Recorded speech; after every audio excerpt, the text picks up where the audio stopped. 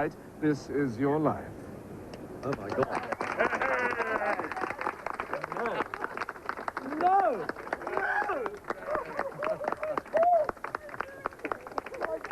Oh!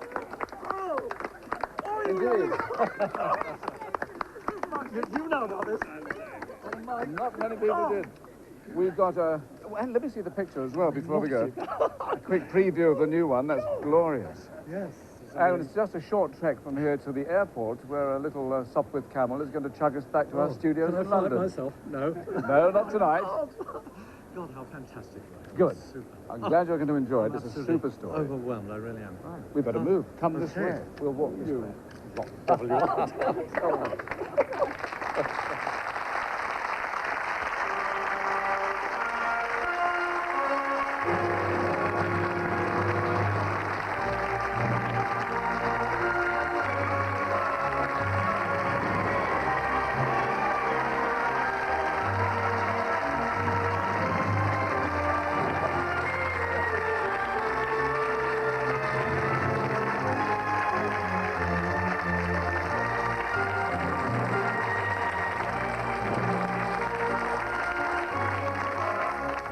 Well, that is the sort of welcome usually reserved for your returns from the bush, from the teams who run the David Shepherd Conservation Foundation and the East Somerset Steam Railway. And, of course, your family here, especially daughters Melinda, Mandy and Melanie. Now, girls, here's a glimpse of your father at work in the jungle with some attractive and familiar company. People seem to think I'm only an animal painter, but in fact I'm not. I'm a landscape painter. But to my mind, if you paint African landscapes, you've got to put a jumbo in. The atmosphere surrounding the animals is, in my view, just as important as the animals themselves. It's no good just painting animals, you've got to get the environment. Well, she's beaten a pass from Godalming in Surrey tonight. Your wife, Avril.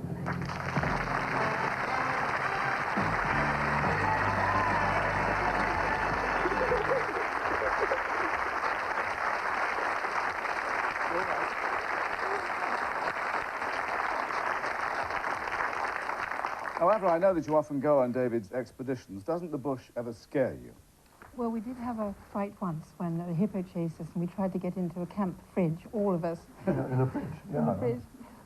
But David is frightened of one thing, though. It's either snakes or the taxman. What would it be? Yeah. No, it's spiders. Spiders. Oh, God, yes, I am. You haven't got one here. There's a big... We're saving a big one in the bath for you.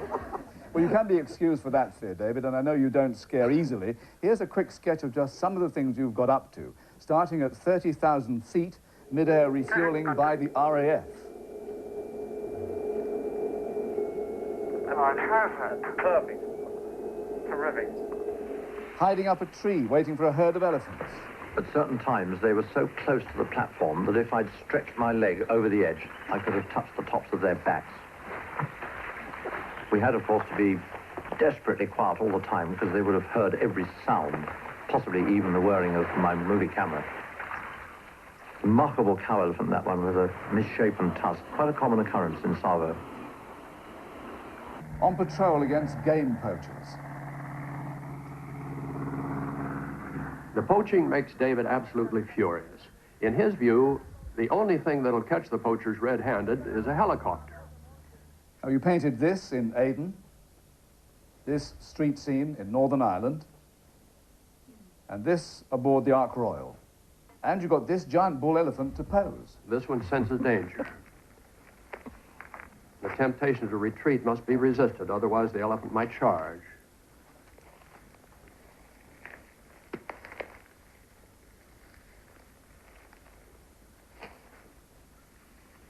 Well, the bluff works. The elephant's nerve gives way first, but not before David has sketched him for a new jumbo painting.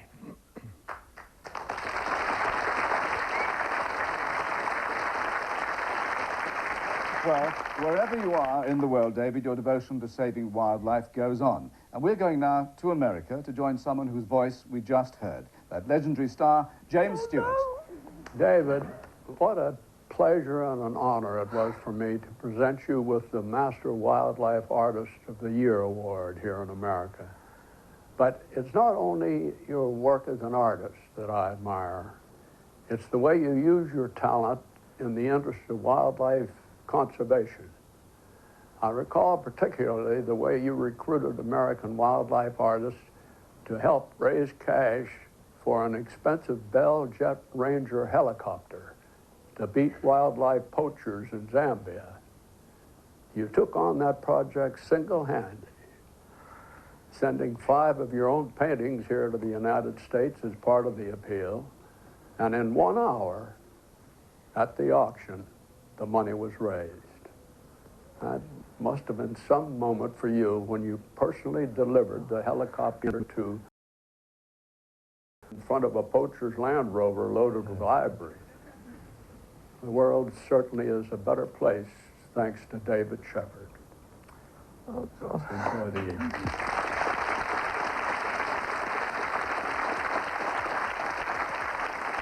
Thank you to James Stewart. 4 glorious days we spent together in Zambia. Yes, David, it was very nice of you to take my wife along with you. Yes, it is Bill Travers and Virginia McKenna.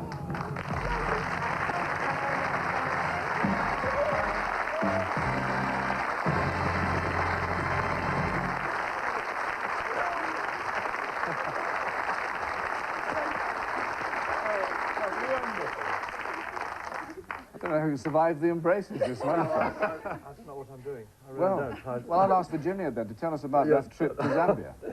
Well, yes, I got a phone call from David, and he said, would you like to come to Zambia with me? How could I refuse? I think I asked Bill. I can't remember if I did or not, to tell you the truth. Avril couldn't come, you see. Oh, no, of course. No, that was it. But we were going to Zambia. David was doing one of his famous fundraising events. And there was many functions, one particular big function in Zambia with President Kaunda and his wife. And you raised, I think, for one painting, you raised, was it £23,000, something like that? I can't remember. It certainly was a great deal of money. But, and that was my introduction to David's fundraising.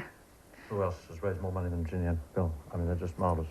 Because you feel as I do, that we've got to do something about the mess we're making of the world. That's right. No one supports this cause more than you two do. Right, particularly elephants. We'll continue with your story now. Thank you, Bill Travers and Virginia McKenna.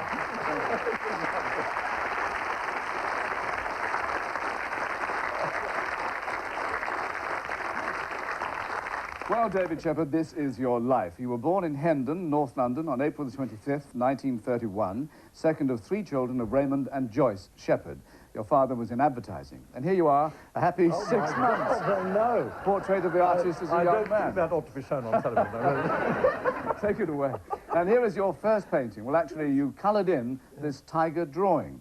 You were only 11, and you entered the competition in the 23rd of February 1943 edition of Nursery World. Now, Ivy Godfrey, you were then sub-editor. You judged that competition. Yes, I chose David Shepard as the winner.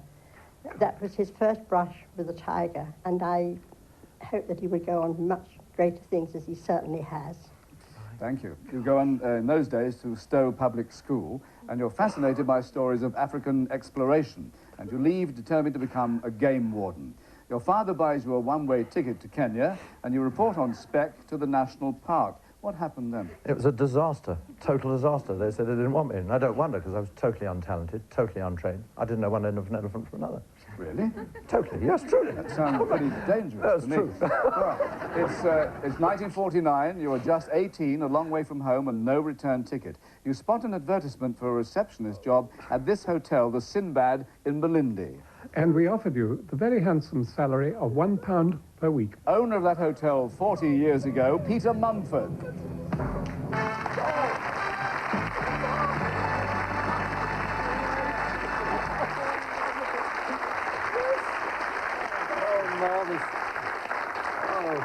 Peter, how did David save up for his return ticket on £1 a week? Well, to be quite honest, he didn't. Well, but we were lucky enough to see the launch of his career as a professional artist, and he had his pictures displayed in the hotel, which sold at £10 a picture. And after selling 7, he had enough money for his fares. Yes, that's more or less accurate. Yeah, it is accurate. That's exactly right. And I was very lucky he gave me one, which I don't think he thinks much of, but I certainly treasure. And I think we have a picture of it here, do we? Please don't. No, this is disgusting. Oh, my God. God, anyway, we value it. Thank you very much. Peter Mumford. Thank you very much. Yes.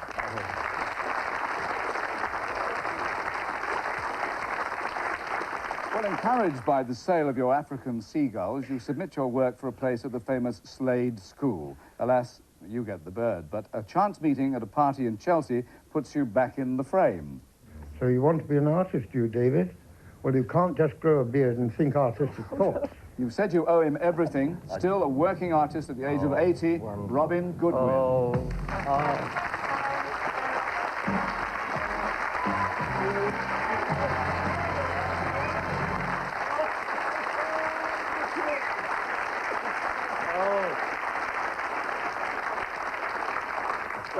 So you took him on as a sort of apprentice, did you? Yes.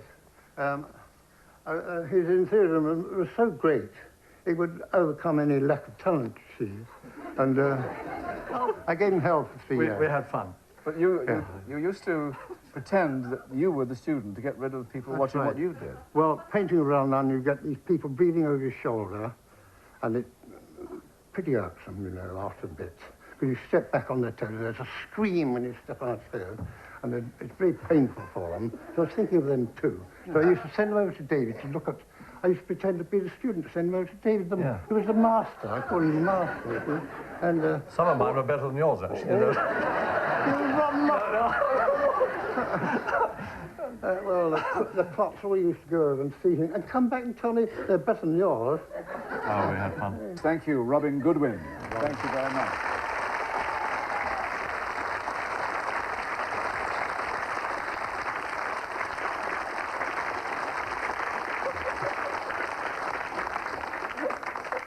I enjoyed that as well. Oh, yes. boy. 1953, and your career as a professional artist takes off at London Airport. You get commissions from BOAC and other airlines delivering work like this. You brave the noise, the wind, and all kinds of weather, standing by the runways with paint and canvas. Your pictures impress services chiefs, leading to commissions like these. You meet Avril, an airline secretary, and marry on February the 2nd, 1957. And Melinda, when you came along, your father had no doubt about your name. Definitely not. And they decided it's quite appropriate to name me after Malindi in Kenya, where Dad worked for Peter Mumford. And you returned to Africa 10 years after you left. Now, Sir Maurice Heath, you were Commander British Forces Arabian Peninsula, and it was a special request from you that changed David's life. Yes, I'm sure you'll remember, David, getting a letter from me in 1959 asking you if you'd like to come out and paint in Aden. Yes. And I'm very glad that you did, in view of all that's happened since then. And then it was on to Kenya with the RAF, and your first wildlife paintings were asked for by the officers' mess, I believe. Thanks to Maurice Heath, yes, because he invited me out to Aden, and it was that trip to Aden and then on down to Kenya with the Royal Air Force that started me. Sorry, I'm going ahead, because you do all this bit, don't you? Sorry.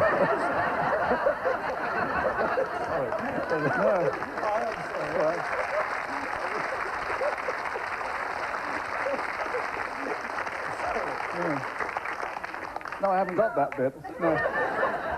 But they wanted an animal, not aircraft. That much I didn't. Right. Well, on we go with my written bits anyway. 1962 sees your first one-man exhibition in London, and 38 of the 40 paintings sold in the first half hour. But your brother and sister agreed there is one animal you have difficulty capturing on canvas. Is that right, Peter? That's correct. The most beautiful of all animals, David, the thoroughbred racehorse, or any other horse for that matter. Now, you painted when you were 17 for my 21st birthday present a picture of me jumping over a fence in a steeplechase. I gave it back to you a couple of years ago. It was an early David Shepherd. I'm sure you wouldn't want it shown up there. No, I certainly wouldn't. I'm glad you gave it back to me, too. Well, they've always, I believe, been a problem for artists. Now, Judy, you are a former international show jumper, and David had a special wedding present for you. Yes, it was a lovely idea. He said he'd give us a painting of me jumping with the British team at the International Horse Show in Rome. And David, you're going to kill me, but it was 30 years ago. Yes, I know. Oh, no, don't. No, that's... It's a lovely background. I can't sue her, because she is my sister, but yes, the background's all right. That's why I don't paint horses anymore. Should have ridden an elephant. Yeah. But one day in the African bush, 25 years ago, you came very close to painting your last elephant. That was when the elephant you wanted to paint suddenly charged at us. Former game warden in Zambia, Rolf Roa.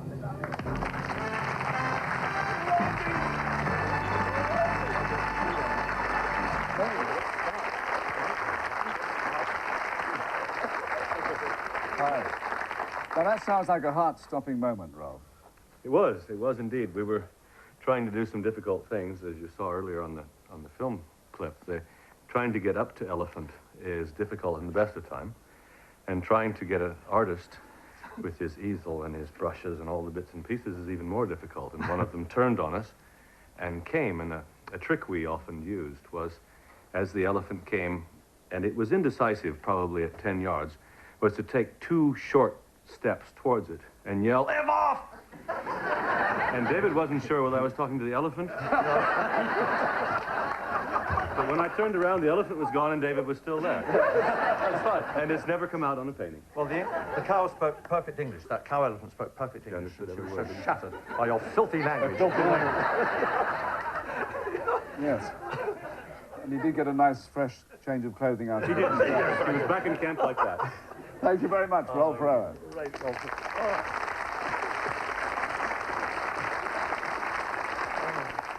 Now, it is in Zambia that you become fully aware of the massacre of wildlife by gangs of poachers. You become great friends with President Kenneth Kaunda, and from Lusaka, he talks to you now. Hello, David.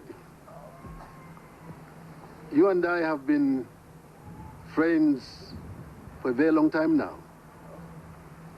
It is a friendship that I value very highly indeed. I remember the very first occasion when you did a painting of me. By the way, I remember that you didn't like any of my shirts, and so you took the one I was wearing off me and put yours on me. I understand now that the steam engine which I sent you is doing some wonderful work. I'm glad I helped to donate to you and also to have it transported out of Zambia and our troubled spot in those days, you remember. I must conclude by saying that I was very sorry that I missed you last time you came here, but I look forward to your coming here possibly in August this year. Thank you, David, and God bless. Thank you, President Kaunda.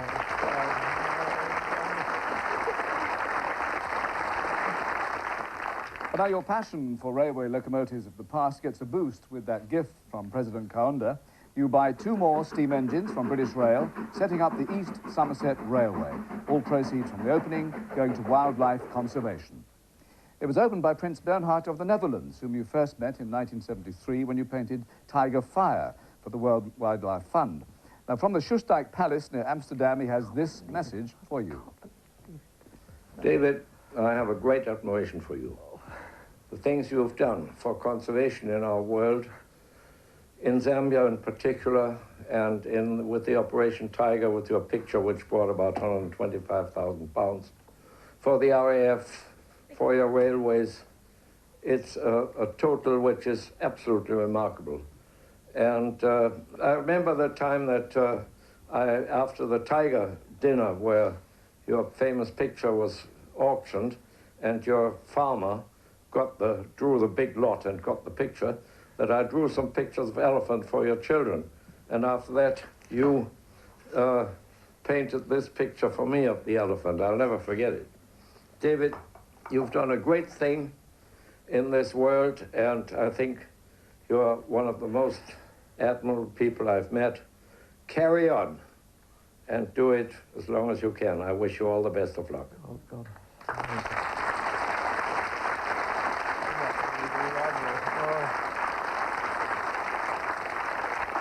Well, thanks to Prince Bernhard of the Netherlands. You've got some very posh friends, haven't you? Now, Mandy, you followed in your father's tracks, and you paint wildlife yourself. Yes, I do, and I made several trips to Africa with Dad, which have been fabulous. But I paint commissions of my own, obviously, but I'm still a lot cheaper than Dad. The thing that upsets me is that when I go to Africa now, I'm introduced as Mandy Shepherd's father. It's bloody sickening, but I have to live with it, because I'm... Well, back to what you've done. In the past 30 years, you've raised nearly £2 million in the interests of wildlife conservation. You're awarded an OBE in 1980, and with a special thanks, We hear now from the patron of the David Shepherd Conservation Foundation, Prince Michael of Kent. Hello, David. I remember so well that day a few years ago when you brought me down to your private railway in Dorset, and you let me drive the biggest railway engine you had. I'll never forget the tremendous feeling of power being in control of that mammoth locomotive. And then we started talking, and you tell me about that other great love of yours, that other mammoth, the elephant.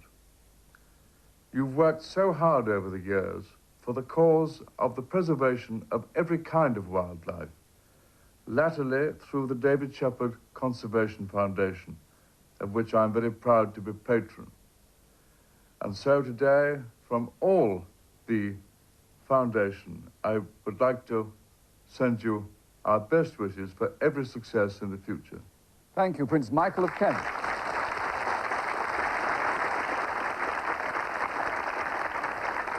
Melanie, I think there are a few more up-and-coming painters in the family. There certainly are, Dad, and you're going to have a fit when you find out where they've been painting.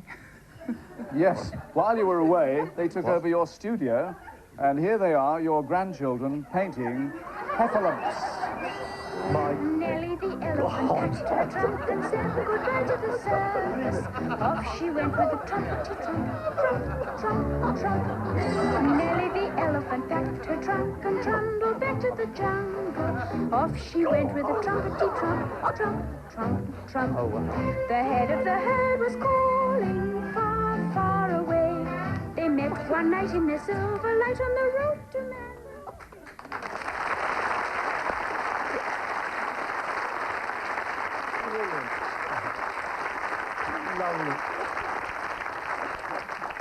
Well, that was just child's play, but what is more, they couldn't wait to show you their work in person. Not by themselves, they've flown in with husband Kurt from Bighorn, Wyoming, your youngest daughter, Wendy.